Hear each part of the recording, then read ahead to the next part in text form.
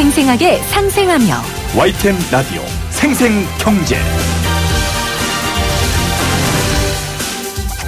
안녕하세요. YTN 라디오 생생경제 김혜민입니다. 윤창호법, 김용균법은 모두 올해 국회를 통과한 법안입니다. 법안의 정식 명칭은 따로 있지만 특정 인물의 이름을 딴 명칭으로 더 잘 알려져 있죠. 사건에 대한 국민들의 뜨거운 관심이 법 제정으로 이어졌다는 것, 참 고무적인 일입니다. 국민들의 요구가 법안으로 반영되었다는 점은 긍정적이지만 올 한 해 이러한 법들이 많이 생겨났다는 것은 그만큼 우리 사회에 빈틈이 많다는 뜻이겠죠. 내가 그의 이름을 불러주었을 때 그는 나에게로 와서 꽃이 되었다. 피해자들의 이름을 씨앗으로 핀 법안들이 우리 사회에 잘 정착돼서 제2의 윤창호, 김용균이 얻기를 간절히 기원합니다. 2018년 12월 31일 YTN 라디오 생생경제 지금 시작합니다.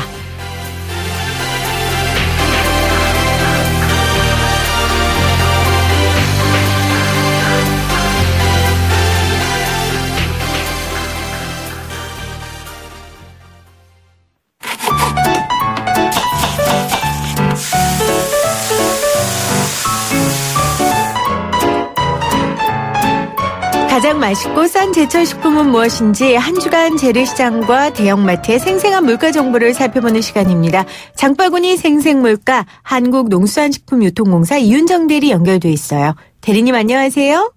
네, 안녕하세요. 오늘이 마지막 날입니다. 2018년도예요. 맞아요. 네, 연말에도 물가는 항상 오르락 내리락 하는데요. 본격적으로 이번 주 어떤 품목이 올랐는지 알아볼까요?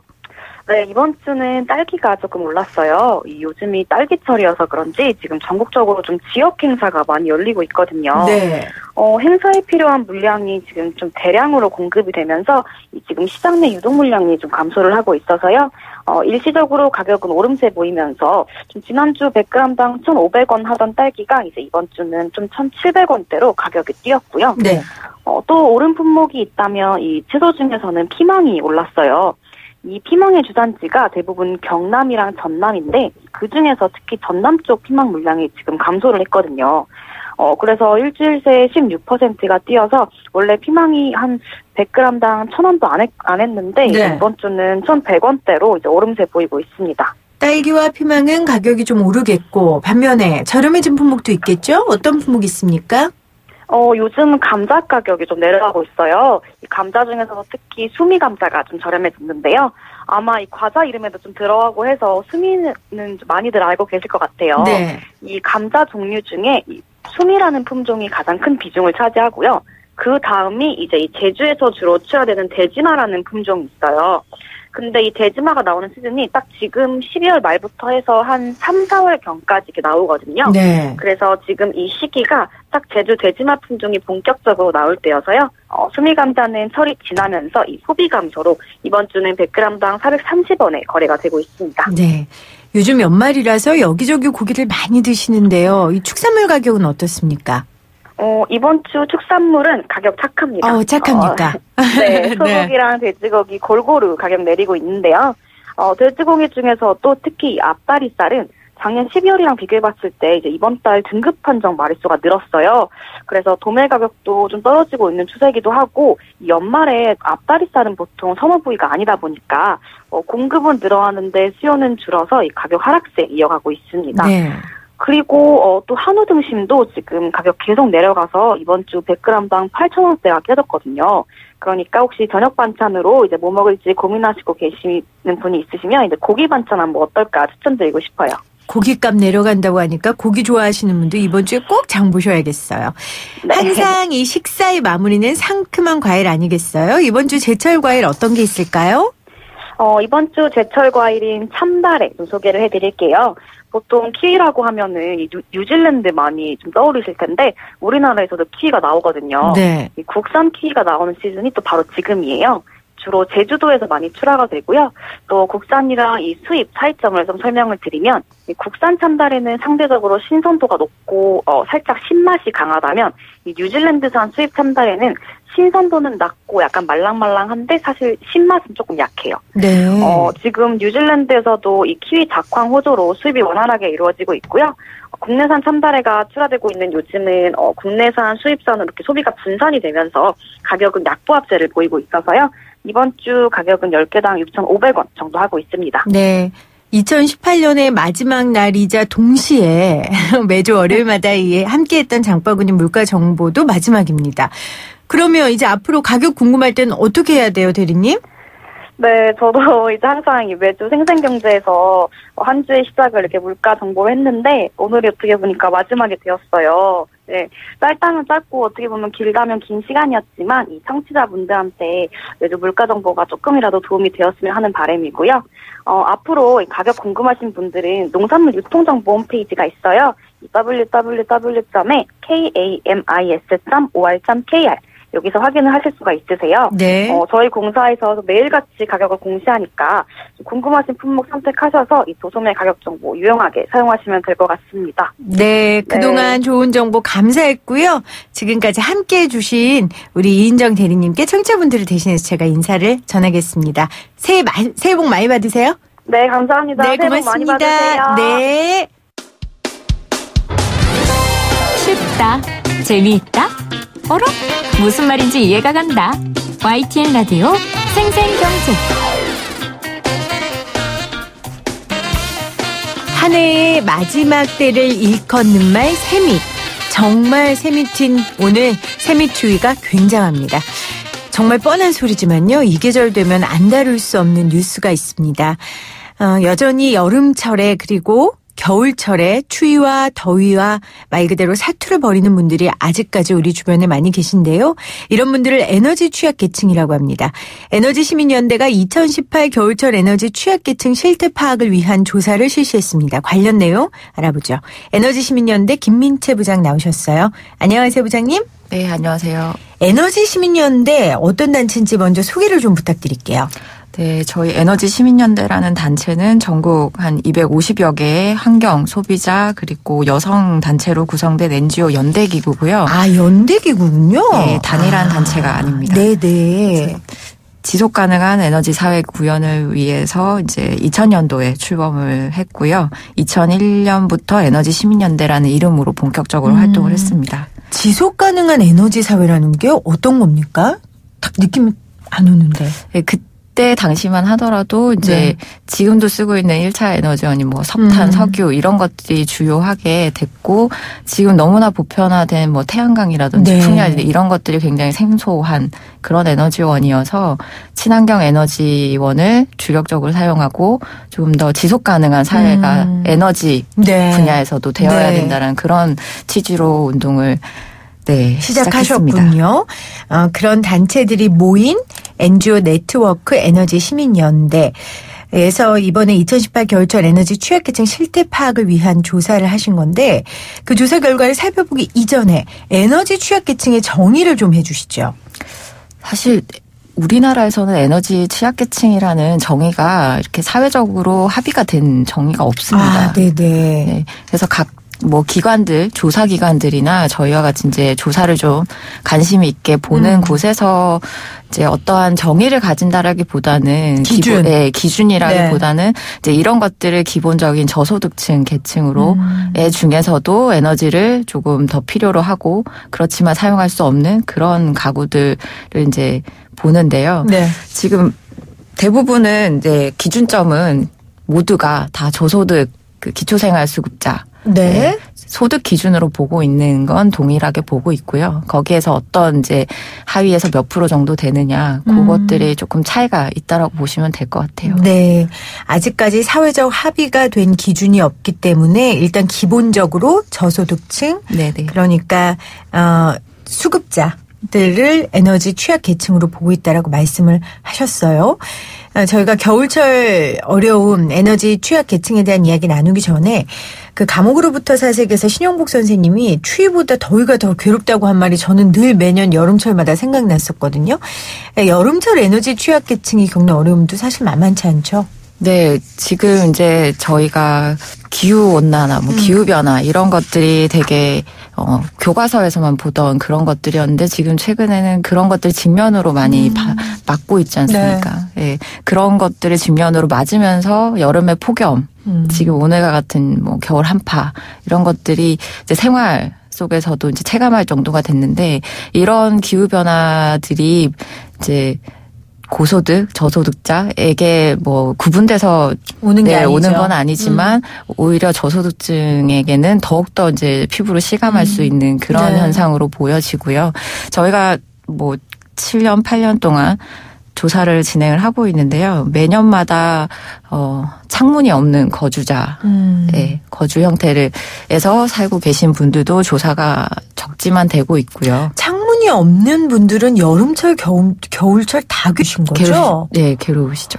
아. 그리고 창문이 있다고 하더라도 창문이 저희가 생각하는 이런 방안이 되거나 이런 게 아닌 단창이나 이중창이 이런 형태의 창문이 아닌 정말 그냥 뚫려 있는 형태 그런 곳들도 있고요. 네, 그 자세한 이야기 좀 뒤에 해보도록 하고요. 그러면 지금 7년째 조사를 하신다고 하셨어요. 그럼 여름철, 겨울철 2번 하십니까? 네. 아, 여름철 에너지 취약계층 실태 파악도 하시고 계시고 내년 여름에 또 그건 모셔서 좀 자세히 살펴보도록 하고요. 자, 2018 겨울철 에너지 취약계층 실태 파악 언제부터 몇 분 혹은 몇 가구를 대상으로 조사를 시행하셨습니까? 저희 겨울철은 11월 30일부터 9일 동안 서울을 비롯한 이제 전국 10여 개 지역에서 조사를 했고요. 네. 에너지 취약계층 총 506가구를 현장 방문해서 이제 면대면, 네. 직접 만나셨군요. 예, 이제 면대면 면접 조사로 진행을 했는데요. 이들 중에서 281가구가 이제 에너지 바우처 수혜자였고요. 네. 225가구를 비수혜 가구로 조사를 진행을 했었습니다. 네. 이거 조사하실 때 기본적으로 체크하신 항목들이 있을 텐데 어떤 것들이 있었습니까? 기본적인 사항들, 네, 성별 그리고 수입. 예, 그런 것들 조금 조사를 진행했고, 그리고 주거 생활이 굉장히 중요한 부분이어서 난방이나 냉방, 그리고 치사시설이 어떠한지 주거 생활 공간들에 대한 조사도 진행을 했고요. 난방기기와 이제 조명기기 같은 이제 전기전자제품 이런 이용 현황도 조사를 좀 진행을 했고, 또 일부는 에너지 복지 수혜자이기 때문에 에너지 복지 정책에 관련된 그런 이제 수혜자는 수혜자에 대한 만족도 조사, 그리고 비수혜자는 이제 비수에 대한 어떤 이제 이유나 또 그리고 어려움. 만족도, 이용을 어떤 것들이 선호하는지 이런 것들까지 포함해서 좀 조사를 진행을 해봤습니다. 네, 506가구를 직접 방문 대면 조사하셨다니 수고가 정말 많으셨을 것 같은데 당연히 에너지 취약계층은 경제적 약자고요. 그러다 보니까 거주 상태가 많이 안 좋았을 건 불보듯 뻔합니다. 가구 유형과 그분들의 경제적 상태에 대한 결과도 나왔습니까? 일단 매년 이제 최근에는 좀 노인 세대가 사회적으로도 많이 중요하게 보고 있는 부분인데요. 이제 에너지 복지뿐만이 아닌 이제 전체적인 사회 복지 차원에서도 근데 에너지 관련된 저희가 조사에서도 노인 세대가 굉장히 60-70%대로 계속 지속적으로 높게 나오고 있고요. 506가구 중에 70%가 노인 세대였어요. 네. 이제 이 중에서 이제 노인 단독 인 경우도 있으시고 아닌 경우도 있지만 기본적으로 노인 세대가 높게 비중이 나타나 보이고요. 그리고 평균 연령대가 지금 한 3년 전부터는 70대 이상으로 계속 조사가 되고 있습니다. 네. 진짜 이거 사회적인 문제네요. 특히 어르신들은 더위와 추위에 더 취약하신데 굉장히 걱정이 됩니다. 직접 이제 506가구를 연구원들께서 방문하셨으니까 가장 안타까운 사례가 있다면 어떤 분이 있었을까요?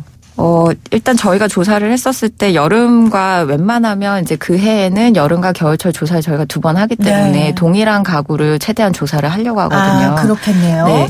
그래서 올해 조금 이제 보고 안타까웠던 경우 중에는 저희가 워낙 노인 가구 세대분들이 많으시다 보니까 겨울철에 갔을 때 이제 돌아가셨던 분들이 간혹가다 계시기도 하고요.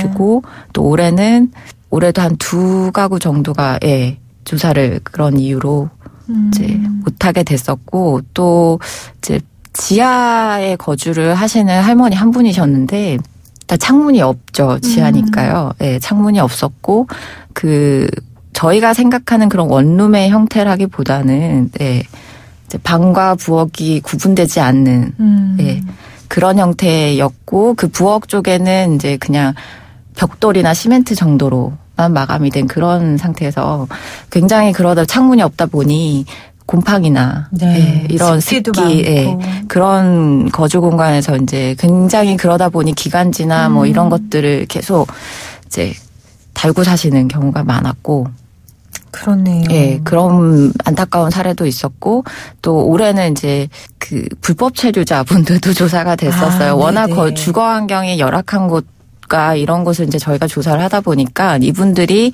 이제 정상적으로 이제 등록받고 이런 절차들을 지원을 받지 못하는 경우들이 워낙 많아서 그렇지만 이제 한국인 아버지와 예, 불법 체류자 이런 가정 구조도 있었었고, 다문화 가정도 있었군요. 근데 이런 것들이 행정적인 서류 절차들이 조금 원만하게 이루어지지 않아서 받아야 될 지원 제도나 이런 것들을 수혜받지 못하는 신청하지 못하는 그런 경우도 있었고, 그리고 저희가 쪽방촌도 조사를 막 진행을 하고 있는데 이렇게 여인숙이나 이런 곳들에서 거주하시는 분들은 뭐 주방이나 화장실 이런 공간들을 이제 공용으로 쉐어를 하시니까 네 뭔가 이제 이런 안타까운 소식들을 들으시고 이제 물품이나 이런 것들을 지원을 하고 싶다라고 이제 의사를 밝히시는 분들이 계시기도 하거든요, 종종. 그럼 저희가 이제 지자체나 이런 곳에 연결을 해드리는데 그분들은 이런 걸 받으실 수가 없으신 거예요. 어렵게 살고 계시지만. 네, 그래서 뭐 냉장고나 뭐 이런 에어컨이나 선풍기 같은 것들은 지원을 하더라도 조금 이제 본인의 그 거주 환경이나 이런 생활들 때문에 네. 아, 그렇죠. 집이 없으니까 그걸 뭐 지원을 도구를 해준다 해도 가져갈 수 없는 거군요. 이제 그 상황마다 얼마나 다 이런 표현 하는 것도 죄송하지만 처참하겠어요. 그렇죠? 공통적으로 좀 조사한 게 있을 것 같아요. 아까 이제 창문이 없는 주거 환경 얘기하셨는데 조도에 대한 것도 조사를 하셨다 그러더라고요. 네네. 그 조도가 사실 워낙 이제 이게 조금 더 심각하게 보일 수 있을 것 같은 부분이기도 한데요. 저희가 봤을 때는 이제 평균적으로 지금 올해 이제 실내 조도 생활하시는 공간에 대한 이제 조도가 164 룩스 정도로 조사가 됐습니다. 근데 일반적인 저희 가정에서의 평균 조도가 300에서 한 500 정도 사이가 평균이라고 보시면 되거든요. 굉장히 떨어지는 거군요. 평균보다. 200에서 300 정도가 이제 책을 읽을 수 있는 정도라고 보시면 돼요. 가장 이제 알맞는 정도의 조도인데요. 이분들이 굉장히 좁은 공간에서 뭐 평균 6평, 7평 정도 생활하는 공간에서 이 정도 조도라면 굉장히 좁은 공간에서 어둡게 지낸다고 보실 수 있는 거죠. 정부 주도 에너지 복지 사업이 있잖아요. 아까 이게 에너지 바우처가 이 복지 사업 중에 일부입니까? 네네. 네, 그게 시작된 지가 얼마나 됐습니까? 네, 올해 3년 차 3년 진행되는 제도입니다. 그럼 지금 이 실태 조사를 7년 동안 하셨으니까 이 복지 사업이 되기 전과 이후를 그 결과를 좀 뚜렷하게 보실 수 있었을 것 같아요. 그래도 도움이 많이 됐겠죠? 네, 도움이 많이 되는 것 같긴 합니다. 네. 일단 기본적으로 정부에서 주도적으로 하는 에너지 복지 사업의 종류들이 이제 효율 개선 보급을 하는 뭐 예를 들면 LED를 교체한다거나 혹은 도시가스에서 뭐 점검을 한다거나 이런 정도의 사업도 있고요. 그리고 전기요금, 가스요금 이런 감면을 하는 이런 제도들이 있고 또 에너지 바우처 같이 이제 연료비를 지원하는 이런 사업의 종류들이 있는데 이런 것들 다 지원이 없는 것보다 지원이 되는 것들이 받는 분들이 훨씬 수월하게 나기가 편한 건 사실인 거죠. 하지만 보완해야 할 점도 있을 것 같아요. 막상 그 수혜자들의 이야기를 들어보시면 어떤 것들이 있을까요? 일단 저희가 이제 조사를 했을 때 대부분의 이제 수혜자분들은 일단 만족한다. 네, 만족한다. 없다가 있으면 없는 것보다 정말 받는 게 훨씬 크게 도움이 된다라는 얘기들을 많이 하시고요. 다만 이제 바우처 제도라는 게 이제 그 감면 할인 받는 형태로 네. 받을 수도 있고 그리고 직접 카드를 사용하는 실물 카드를 사용하는 형태로도 이제 사용을 하실 수가 있는데 네. 이런 것들이 이제 워낙 수혜자분들이 좀 우리가 쓸 수 있는 것에 용이하게 쓸 수 있게 해달라라는 것들이 적극적으로 반영된 형태라고 보여지긴 하거든요. 네. 그리고 이런 것들을 조금 더 이제 보완이 됐던 게 이제 환급. 아까 말씀드렸던 뭐 여인숙이나 혹은 쪽방촌 같이 이런 집에 분들은 없는 분들은. 대부분이 이제 월세에 다 포함이 된다거나 네. 그렇기 때문에 이제 환급해서 이런 것들을 실질적으로 돈으로. 사용을 하실 수 있게끔 하는 형태로 이제 제도가 계속 보완이 되고 개선이 되긴 합니다만 저희가 이제 봤었을 때는 이런 것들이 아까도 계속 제가 말씀드리는 이 공통적인 사항들이 거주 형태가 워낙 열악하면 사실 아무리 이런 에너지원이나 이런 것들이 지원이 되더라도 네. 근본적으로는 사실 개선이 되기가 쉽지가 않거든요. 네. 그래서 거주의 형태가 굉장히 이제 실질적으로 좀 조사가 전체적으로 전국적으로 저희가 이렇게 하는 이제 시민단체가 이렇게 조사를 하는 이런 형태 라기보다는 좀 전국적으로 전면적인 네. 전수조사가 좀 필요하고 그러니까 전수조사가 있어야 제가 처음에 여쭤봤던 그 에너지 취약계층의 정의도 세워질 네, 거 아닙니까? 네. 그게 제대로 돼야 맞춤형 정책도 세워질 네. 테고요. 그렇군요. 네, 그런 부분들 전수조사가 일단 필요하다. 네, 전수조사가 정말 면밀하게 좀 필요하고 그래서 현장이 중요하다. 네. 결국에 현장을 보고 그렇죠. 어떤 형태인지 워낙에 우리나라의 이 주거 형태가 너무나 다양해서요. 네. 너무나 굉장히 이렇게 특이한 케이스도 많고, 네. 네. 그래서 이건 현장들을 좀 보고 전수조사를 해서 파악을 한 뒤에 말씀하신 대로 어떤 이제 기준점이라든지 이런 것들이 세워져야 될 것 같고요. 그리고 그러고 난 뒤에 에너지원별로도 사실은 조금 세심하게 지원이 되면 더 좋지 않을까라고 하는 부분인데요. 지금 한 에너지 바우처는 6가지 에너지원을 이제 선택형으로 지원을 받을 수 있는 제도긴 합니다만 이제 요금 감면을 선택하는 경우에는 네. 그냥 차감이 되는 형태거든요. 그래서 1인 가구에 8만 원, 약 8만 원, 뭐 10만 원까지 이렇게 12, 3만 원까지 지원을 받고 있는데 이런 것들이 요금 감면 같은 경우는 다 쓰지 못하실 수도 있고 네. 그런 것들이 아까 같은 이제 환급형으로 보완이 되고 있긴 하지만 이제 실물 카드 같은 경우는 또 남는 경우도 있어요. 그래서 또 기간도 늘렸고요. 네. 그리고 또 환급하고 이런 형태들이 계속 진행이 되고 있는데 저희가 겨울철 같은 경우에는 에너지원을 한 가지만 쓰지는 않지 않습니까? 네. 이런 것들 조금 복합적으로 쓸 수 있게끔 하는 네. 것도 좀 좋지 않을까. 네. 현장의 목소리를 듣고 현장에 맞는 정책을 펼쳐달라는 아주 원론적이면서도 기본적인 그런 호소를 해 주셨어요. 세미 추위가 더 추운 분들은 정말 우리 사회의 끝 그 새 밑에 있는 분들이잖아요. 오늘 2018년 마지막을 보내면서 그분들의 어려운 이야기 좀 함께 나눠봤습니다. 2018 겨울철 에너지 취약계층 실태 파악을 위한 조사를 실시한 에너지 시민연대 김민채 부장이었습니다. 고맙습니다, 부장님. 네, 감사합니다.